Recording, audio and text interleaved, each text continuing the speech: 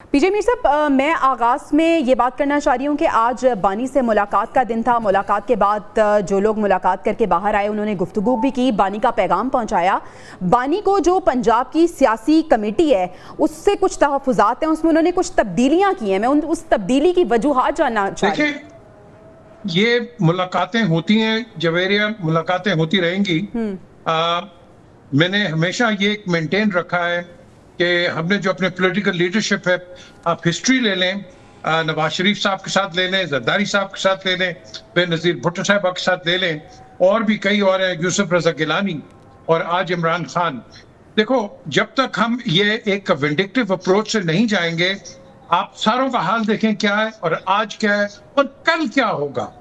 ہم نے longer run پہ پاکستان کو دیکھنا ہے۔ یہ ملاقاتیں جو ہیں یہ ایک نارمل روٹین ہے، اور اس میں میں سمجھتا ہوں ایک نہ تو کوئی پابندی ہوتی ہے نہ کوئی لگاتا ہے، لیکن اس کو اگر ہم ایک پولیٹیکل اگر ایک رنگ دے دیں تو میں سمجھتا ہوں کہ اوور آل ہمیں نقصان ہے۔ آج جو بھی یہ بات کر رہے ہیں، میں سمجھتا ہوں کہ اس میں کافی کمپلیکیشنز ہیں۔ ایک تو حکومت اور اپوزیشن بات نہیں کر رہی۔ اپوزیشن اگر بات کر رہی ہے جویریہ، وہ صرف یہ کر رہی ہے کہ عمران خان کو رہا کرو۔ بھائی ٹھیک ہے، عمران خان کو یہ گورنمنٹ رہا نہیں کرے گی، ان کو کورٹس رہا کریں گے، سمپل از دیٹ۔ اگر تو یہ گورنمنٹ کرے گی دیٹ مینس یہ امپلیکیٹڈ ہے، سو یہ بھی ایک case out of the window. ہمیں چاہیے انصاف، justice and absolute justice, not impartial اور پارشل جسٹس۔ یہ اگر ہم کریں گے تو جویریہ آگے جائیں گے، ورنہ آپ دیکھو، آپ ڈیلی شوز کرتی ہیں، باقی ٹیلی ویژن چینلز کرتے ہیں، ہم اسی چیز کو دہرا رہے ہیں، بار بار رگڑ رہے ہیں کہ یہ دیکھو یہ کیا ہو رہا ہے، یہ کیا ہو رہا ہے۔ ہمیں انصاف چاہیے، کوئی بھی ہو، کوئی بھی ہو، گورنمنٹ کے اندر ہو یا گورنمنٹ کے باہر ہو، ہمیں انصاف چاہیے۔ بالکل ایسا، ٹھیک ہے سر، آپ کا پوائنٹ آ گیا۔ عادل صاحب، آپ کا رخ کرتی ہوں۔ آج جو ملاقات کے بعد گفتگو ہوئی ہے، سب سے پہلے تو یہ کہ کیا ہم اس کو حرف آخر سمجھیں اور یہ ہم سمجھیں کہ واقعی یہ بات بانی پی ٹی آئی نے کی ہوگی۔ اس کے ساتھ ساتھ یہ بھی کہا جا رہا ہے کہ بانی P T I give and take کی جو بات علیمہ خان نے کی تھی، آج بانی پی ٹی آئی نے یہ بات کیا کہ اپنے لیے میں گیو اینڈ ٹیک نہیں چاہتا، لیکن ہاں پاکستان کی خاطر میں گیو اینڈ ٹیک کر سکتا ہوں۔ اس سے ہم کیا مراد لیں؟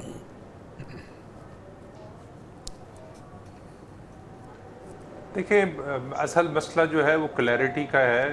خان صاحب جو ہے وہ ایک دفعہ میں ان کا کچھ مائنڈ سیٹ ہوتا ہے، پھر وہ اس کو علیمہ خان کے ذریعے انہوں نے گیو اینڈ ٹیک کی بات کی، پھر ایک ریئیکشن جو ہے میڈیا میں آیا، سوشل میڈیا پہ آیا، پھر اس کے بعد آج انہوں نے علی ظفر کے ذریعے یہ کہا کہ وہ گیو اینڈ ٹیک جو ہے وہ اپنے لیے نہیں کرنا چاہتے، وہ ملک کے لیے کرنا چاہتے ہیں۔ دیکھیں، جس سے بات کرنا چاہتے ہیں وہ اسٹیبلشمنٹ ہے۔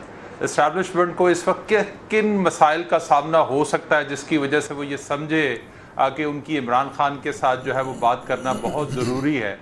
اس وقت جو حالات ہیں اس میں تو مجھے نہیں لگتا کہ اسٹیبلشمنٹ جو ہے وہ عمران خان کی شرائط کے اوپر کوئی بات چیت کرنے کی خواہش مند ہوگی۔ بات چیت بھی ہوگی اگر تو اسٹیبلشمنٹ کی اپنی خواہش پر ہوگی، اپنی شرائط پر ہوگی۔ اسٹیبلشمنٹ کیا چاہتی ہے اور عمران خان نے اپنے بیہیویئر سے کیا ثابت کرنا ہے۔ ایک طرف آپ احتجاج کی بات کر رہے ہیں، آپ کہہ رہے ہیں کہ جی ہم اب جو ہے وہ جو عہدیدار ہیں وہ ڈبل گیم جو کھیلتے تھے وہ ان کو نہیں کھیلنے دوں گا، جو کھل کے سامنے آئیں گے صرف انہی کو موقع ملے گا۔ تو دوسری طرف آپ جو ہے وہ بات چیت کی بات کر رہے ہیں، تو اس طرح کے فیصلے جو ہے وہ اس طرح سے معاملات آگے کبھی بھی نہیں چلتے۔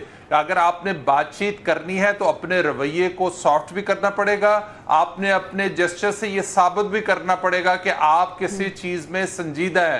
ایک لیڈر آتا ہے وہ کچھ اور بات کرتا ہے، علیمہ خان آتی ہیں وہ اس کو بالکل اوور رول کر کے بالکل ایک دوسری رخ پر لے جاتی ہیں۔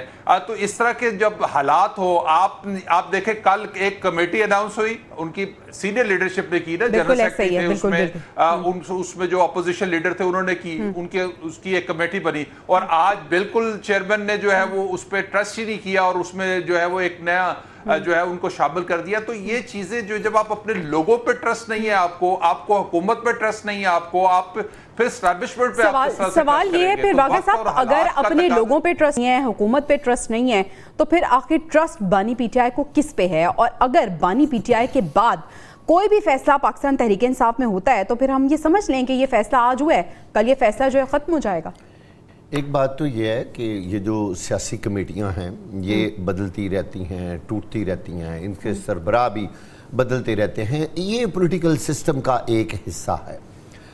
اس کی بنیادی وجہ یہ ہے کہ بانی پی ٹی آئی جیل میں ہے اور ان کا براہ راست باہر نہ تو میڈیا سے کوئی رابطہ ہے، نہ حکومت سے رابطہ ہے، نہ ہی کسی اور ایسے ادارے سے رابطہ ہے جہاں یہ سوچا جا سکے یا اس بات کے اوپر مہر لگائی جا سکے کہ یہ بات بانی پی ٹی آئی نے خود کہی ہے۔ اب جو لوگ بھی اندر ملنے جاتے ہیں وہ جب باہر آتے ہیں تو ہر بات کی وہ اپنی انٹرپریٹیشن کرتے ہیں۔ یہ جو گیپ ہے نا، کمیونیکیشن گیپ بانی پی ٹی آئی میں، پبلک میں اور دوسرے اداروں میں یا جن سے بھی وہ بات کرنا چاہتے ہیں، اس گیپ کی وجہ سے بہت سارے مسائل کھڑے ہو رہے ہیں۔ دوسری بات یہ ہے، جب ہم یہ کہتے ہیں کہ بانی پی ٹی آئی کی رہائی مذاکرات کے ذریعے ہو، وہ اس طرح سافٹ ہو جائیں، وہ بات چیت مانیں، میں نے پہلے بھی یہ کہا تھا کہ یہ بات کیوں پھر کرتے ہیں؟ اس کا مطلب یہ ہوا کہ بانی پی ٹی آئی کا جیل میں رہنا جو ہے اس کی وجوہات قانونی نہیں ہیں، وہ سیاسی ہیں یا کوئی اور ایسی وجوہات ہیں جن کی وجہ سے اس کو جیل میں رکھا گیا ہے۔ تو یہ بات تو بہت زیادہ شک و شبہات پیدا کرتی ہے نا کہ اگر وہ ٹیبل پہ بیٹھ جائیں، اگر وہ بات کر لیں، وہ بات مان لیں تو ان کی رہائی ممکن ہے، تو پھر رول آف لا کہاں گیا؟ پھر ان کے خلاف جو کیسز بنائے گئے ہیں وہ کہاں گئے؟ پھر توشہ خانہ کہاں گیا؟ پھر دوسرے جو بڑے بڑے کرپشن کے مبینہ کیسز ان پہ بنائے گئے ہیں، پھر ان کی حیثیت کیا ہوگی؟